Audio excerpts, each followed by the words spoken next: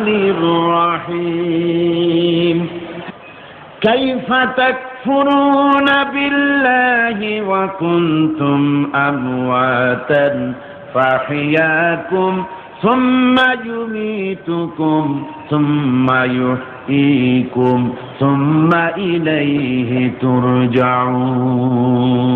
হে মানুষ, তোমরা কিভাবে কুফরি করো, অস্বীকার করো, আল্লাহর সাথে নাফরমানি করো? কিভাবে করো?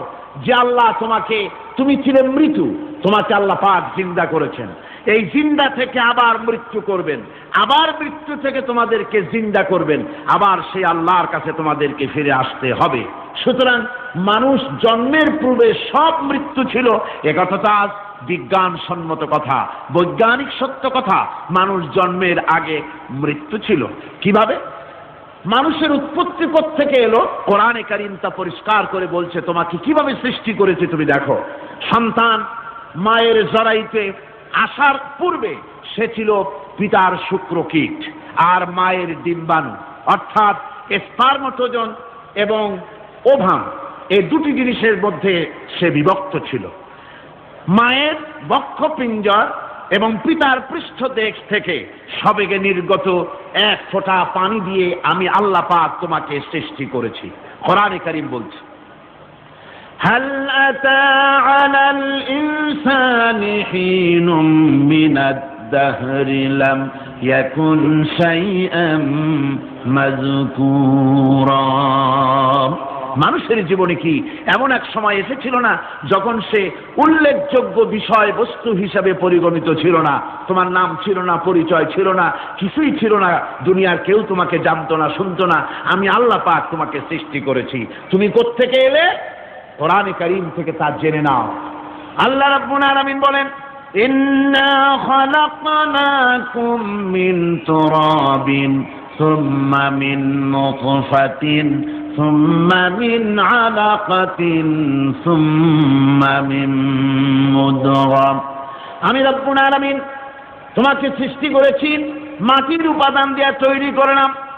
মা বাপের পুরুষের স্পার্মটোজন আর মহিলাদের ওভাম দুটি মিলে মায়ের গর্ভের ভিতরে নাপাক পানি ফোঁটাকে জমাট রক্তে পরিণত করে দিলাম। এই জমাট রক্তকে গোশত বানালাম, কচি কচি হাড় দিয়ে একটা বডি, একটা স্ট্রাকচার তৈরি করলাম। তারপরে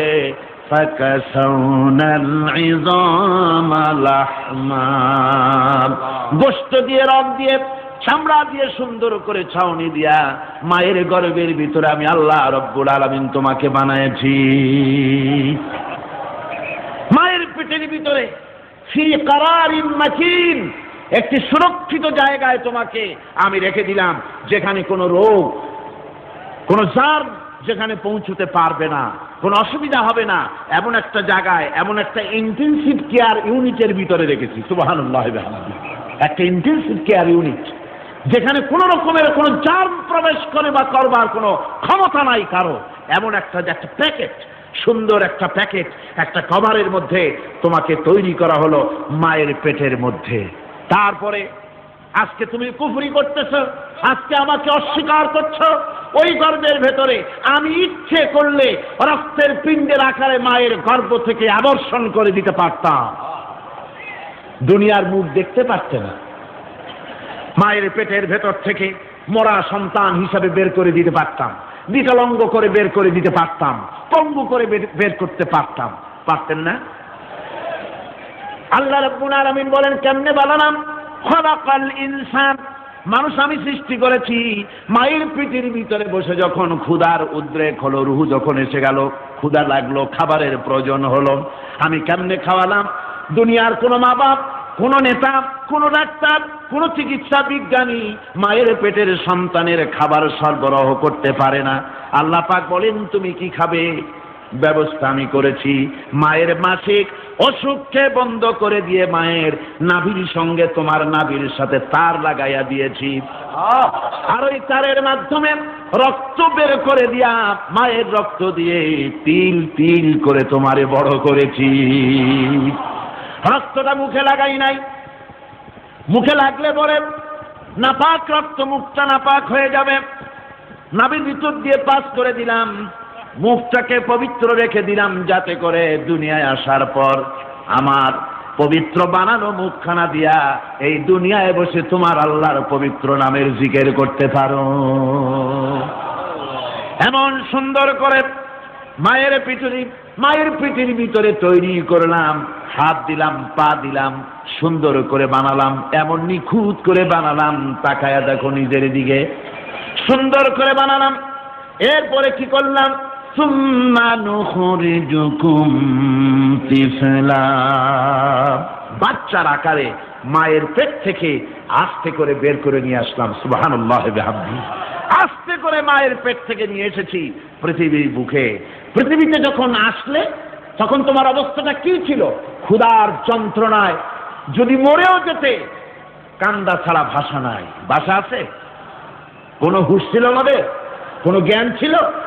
আল্লাহ রাব্বুল আলামিন বলেন, আল্লাহু আখরাজাকুম মিন বুতুনি উম্মাহাতিকুম লা তা'লামুনা শাইআ, মায়ের গর্ভ থেকে এমন অবস্থায় বের করে এনেছি যখন তোমার কোনো হুঁশ নাই, জ্ঞান নাই, কথা বলতে পারো না, পায়খানার ভিতরে পড়ে থাকো, ট্যাটা করে কান্দা ছাড়া পথ নাই, পানির পিপাসায় গলা শুকায় যায়, কান্দা ছাড়া পথ নাই, মনের তোমার মুখের কোনো ভাষা নাই কান্না ছাড়া। আমি তোমার এমন আল্লাহ, আমি তোমার এমন স্রষ্টা, আমি তোমার এমন রব। তোমার ভাষা নাই বলে মায়ের কলিজার ভেতরে আমি তোমার প্রতি এক দুর্বিনীত মহব্বত পয়দা করে দিয়েছি। তোমার কান্না তোমার মায়ের বুকের মধ্যে শেল বিঁধে যায়। তুমি যখন কাঁদো, কান্নার আওয়াজ যখন মায়ের কানে চলে যায়, হাজারো কাজ ছেড়ে মা দৌড়াইয়া বাচ্চারে কোলে নেয়। কি খাবে কেউ তৈরি করে না। আল্লাহ রাব্বুল আলামিন বলে, বান্দারে দুনিয়ায় আসার আগে তুমি কি খাবে, খাবারের বন্দোবস্ত আমি আল্লাহ করেছি, আমি এমন স্রষ্টা। তুমি দুনিয়া আসার 6 মাস আগে তোমার মায়ের বুকের ওপরে তোমার খাদ্য গরম করে আমি আল্লাহ রিজার্ভ করে রেখে দিয়েছি। সেই খাদ্য শুধু খাদ্য নয়, রোগের প্রতিষেধক, এটা ওষুধ। আজ বিজ্ঞানীরা, চিকিৎসা বিজ্ঞানীরা বলছেন মায়ের দুধ সন্তানের খাদ্যের, মায়ের দুধের চাইতে কোনো বিকল্প কিছুই নাই। সন্তান পৃথিবীতে এলে মায়ের প্রথম দুধটা, গ্রামে গঞ্জে অশিক্ষিত এলাকায় প্রথম দুধটা ফেলে দেয়, এটাকে মনে করে এটা খারাপ, এটা খাওয়াতে নাই, তাহলে ধনুষ্টঙ্কার হবে, হাবিজাবি কথা বলে। আল্লাহ দুধ বানাইছে বাচ্চার ধনুষ্টঙ্কার হওয়ার জন্য। মায়ের ওই প্রথম দুধটা হচ্ছে সন্তানের জন্য সমস্ত রোগের প্রতিষেধক। সে ছিল পেটের ভিতরে একটা কাভারের মধ্যে, ওখানে কোনো জার্ম ছিল না, কোনো রোগ জীবাণু ছিল না। ও পৃথিবীতে এসেছে যেখানে অক্সিজেনের ভেতরে জার্ম রয়েছে, বাতাসের ভিতরে জার্ম রয়েছে, যার পরিবেশটা খারাপ হয়ে আছে, মানুষের শ্বাস প্রশ্বাসে নিঃশ্বাসে হাজারো রোগ জীবাণু ঘুরছে। এই রকমের একটা পৃথিবীতে এসেছে। আসার পরে কচি স্বাস্থ্য, কচি শরীর, কচি হার্ট, কচি লাংস, সেটাকে প্রতিরোধ করবে কি করে? সেজন্য আল্লাহ পাক মায়ের দুধের ভিতরে সমস্ত রোগের প্রতিষেধক দিয়ে দিয়েছেন। সুবহানাল্লাহ। আজকের বিজ্ঞানীরা তা স্বীকার করেছেন। অনেক মা তার সন্তানকে দুধ দেন না, নিজের শরীর স্বাস্থ্য ভালো রাখার চিন্তা করে বাচ্চাকে দুধ খাওয়ান না। এটা অত্যন্ত নির্মম কাজ। বাচ্চাকে দুধ খাওয়ালে বাচ্চার সাথে মায়ের মহব্বত বাড়ে। ইউরোপে, আমেরিকায় মাকে মা বলে ডাকে না, বাপকে শ্রদ্ধা করে না, সম্মান করে না।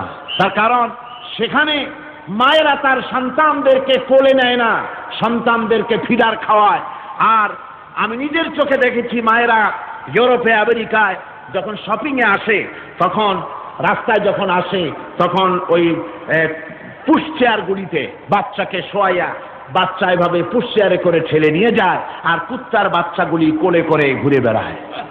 কুত্তার বাচ্চা কোলে নেয়, নিজের বাচ্চা পুশ চেয়ারে করে ঠেলে। সেই জন্য মায়ের প্রতি সন্তানের মহব্বত হয় না, সন্তানেরও মায়ের প্রতি কোনো শ্রদ্ধা জাগে না। আল্লাহর কি ব্যবস্থা! মায়ের কলিজার মধ্যে মহব্বত